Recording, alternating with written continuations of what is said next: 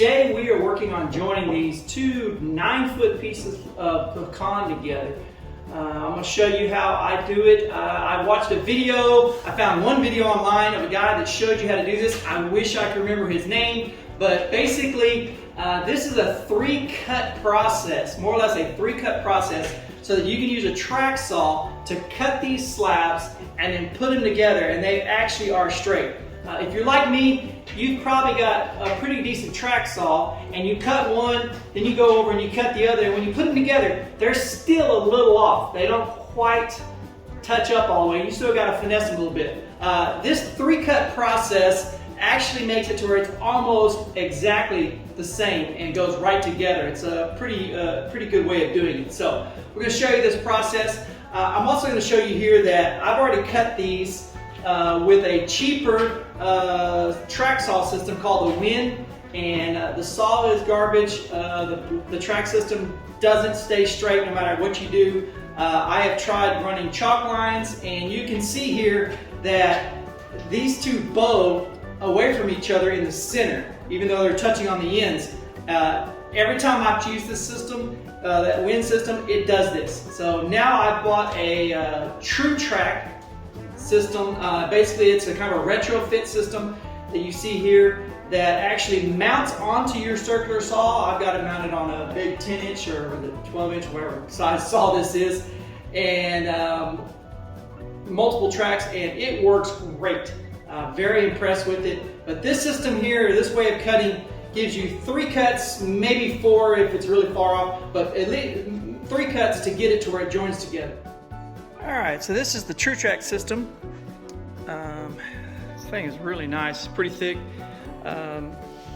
For a retro kit, it's it's a little expensive, but it seems to work really well. And my main thing was I wanted to be able to use it with my 10-inch saw here, so that I could cut these slabs and everything straight. I'll show you here. So I've got it off a little bit on each corner, and you can see that right here it's almost touching. So yeah, that cut is not straight at all, but this system's going to fix all that.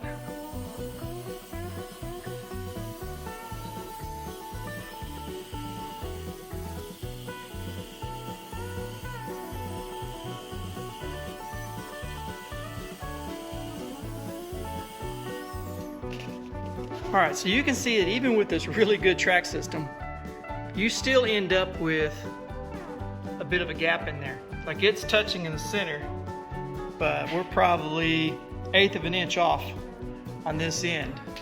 And if we come down to the other side,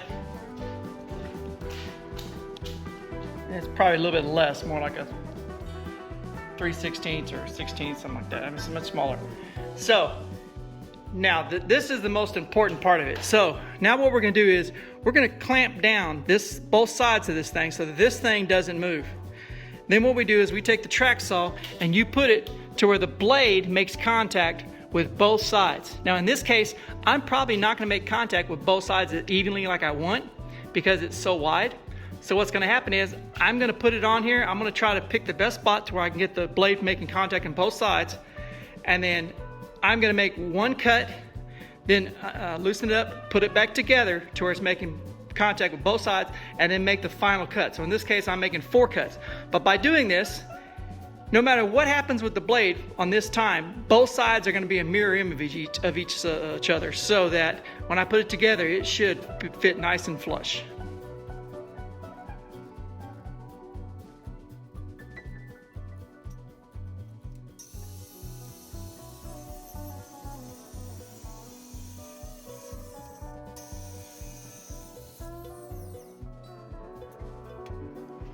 Alright, so now I've got it set up for the final cut, and you can see I've just got just a little bit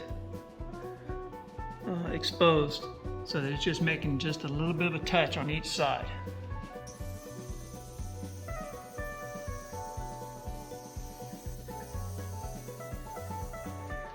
Alright, there you have it. I've not sanded this thing, I've not done anything to it other than the 4 cuts that you saw. And that is definitely close enough to join.